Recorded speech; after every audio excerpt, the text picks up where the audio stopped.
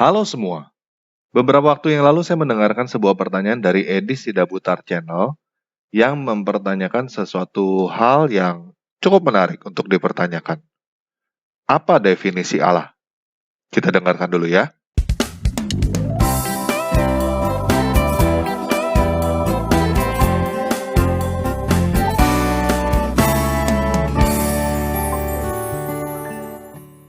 Ya, sebenarnya gini Pak, semua masalah kita ini semuanya itu masalahnya itu di definisi.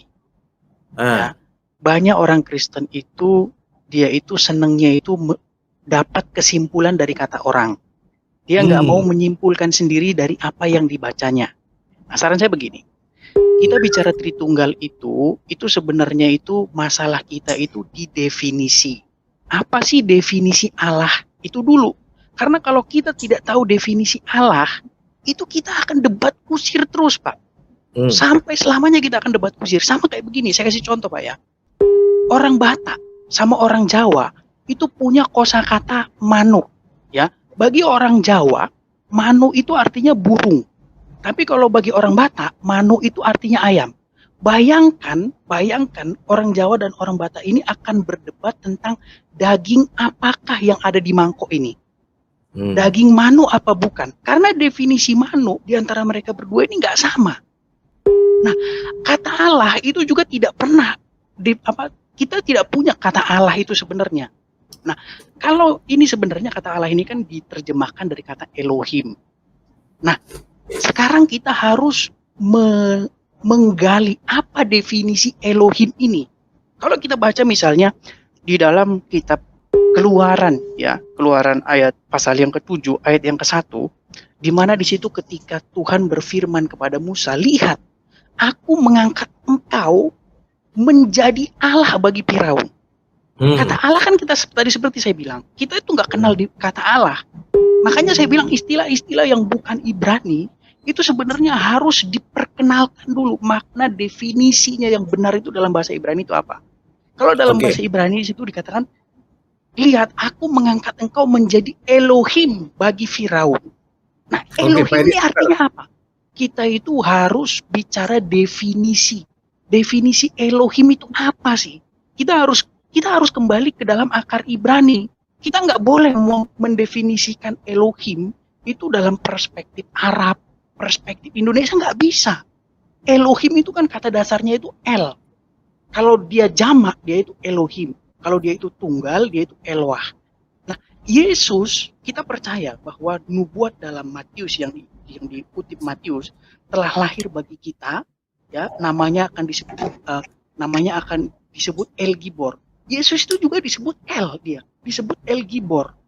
Cuman yang banyak orang tidak mengerti apa sebenarnya definisi Elohim ini. Ya, sebuah pertanyaan yang menarik ya teman-teman ya.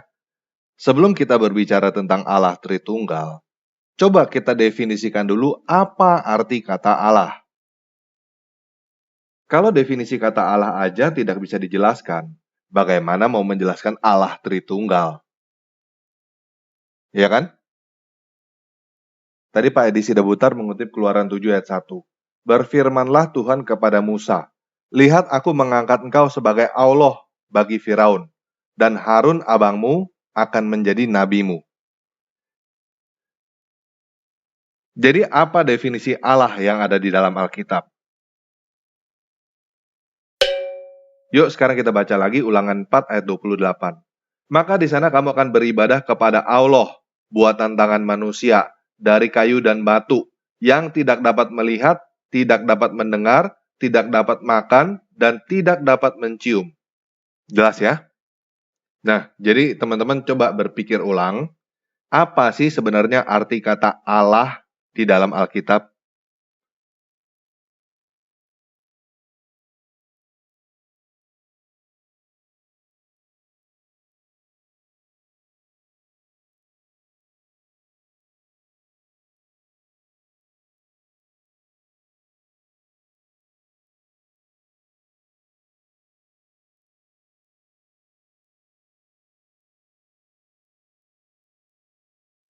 Coba teman-teman buka kamus yang ada di dalam Alkitab teman-teman.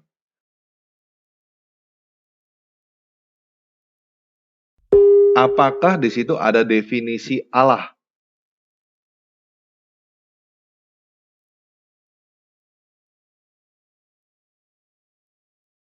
Setahu saya nggak ada.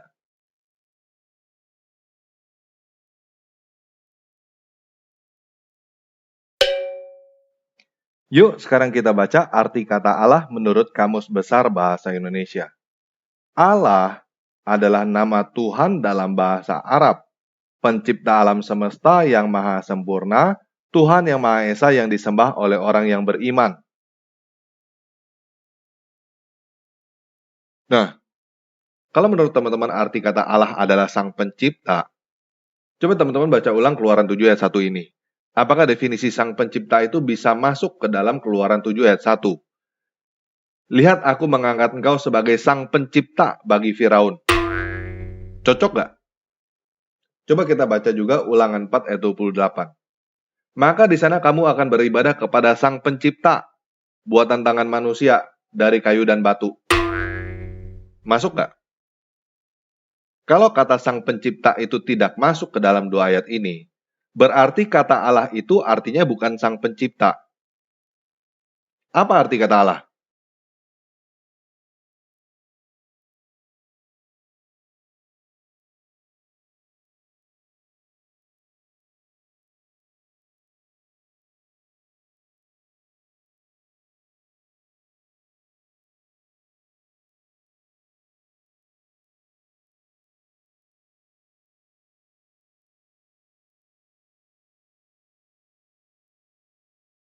Nah, buat teman-teman yang anti dengan Kamus Besar Bahasa Indonesia, saya mau nanya, kata Allah ini di dalam Kamus Alkitab tidak ada definisi.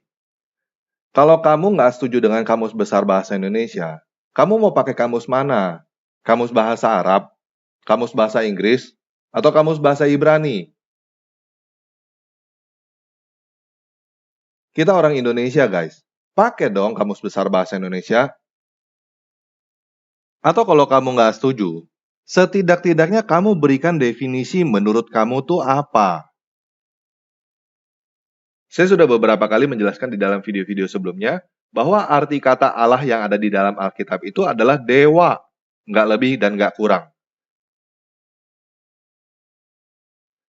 Tetapi teman-teman masih banyak yang tidak setuju.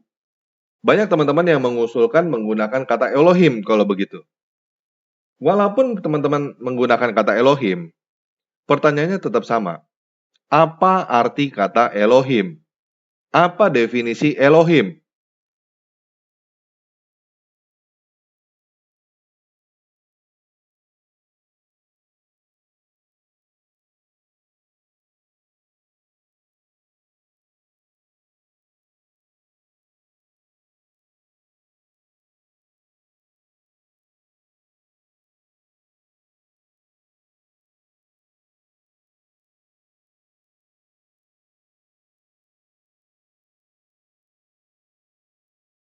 Sang pencipta? Bukan, guys. Nah, kita tidak punya definisi kata Allah di dalam kamus Alkitab. Dan kita juga tidak setuju dengan arti kata Allah yang ada di dalam Kamus Besar Bahasa Indonesia. Jadi apa arti kata Allah ini? Saya sudah memberikan definisi bahwa arti kata Allah adalah dewa, nggak lebih dan nggak kurang. Tetapi teman-teman juga tidak setuju dengan arti kata Allah adalah dewa. Jadi saya memberikan kesempatan buat teman-teman yang tidak setuju dengan arti kata Allah adalah dewa, tidak setuju dengan arti kata Allah yang ada di dalam Kamus Besar Bahasa Indonesia, silakan teman-teman jelaskan. Menurut teman-teman arti kata Allah itu apa? Kalau menurut teman-teman arti kata Allah itu Elohim, ya silakan juga jelaskan arti kata Elohim itu apa. Oke?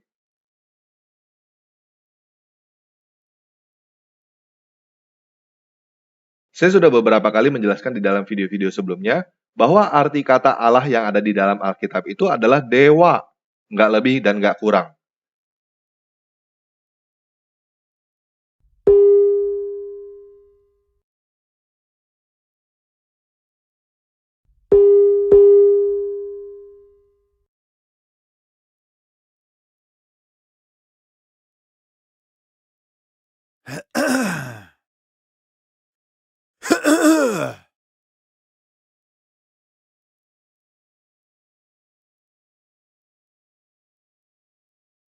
Halo semua, yuk kita ambil suara dulu. Do. Ups, salah kayaknya. Gimana sih caranya ambil suara? Do. Susah amat ambil suara aja. Yuk, udah kita langsung mulai aja ya.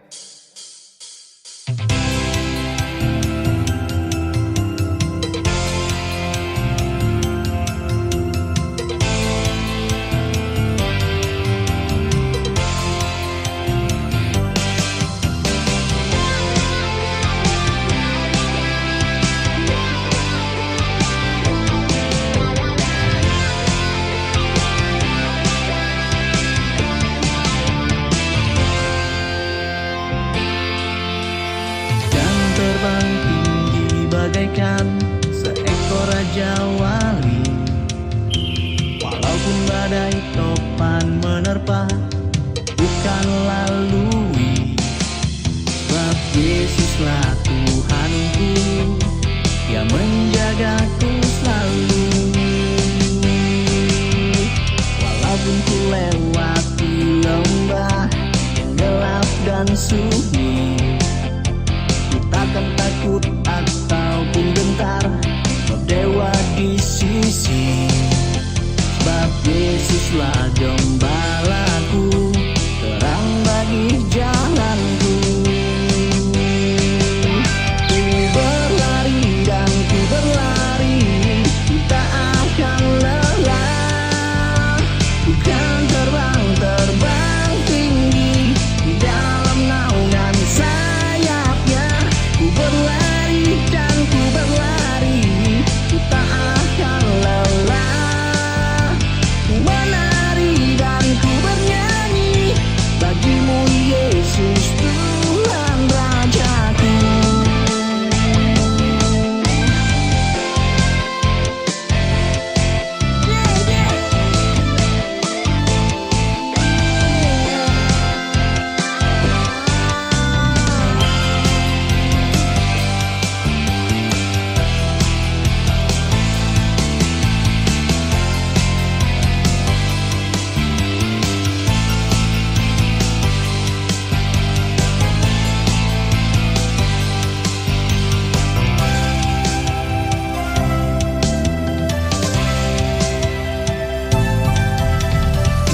Terbang tinggi bagaikan seekor raja wali.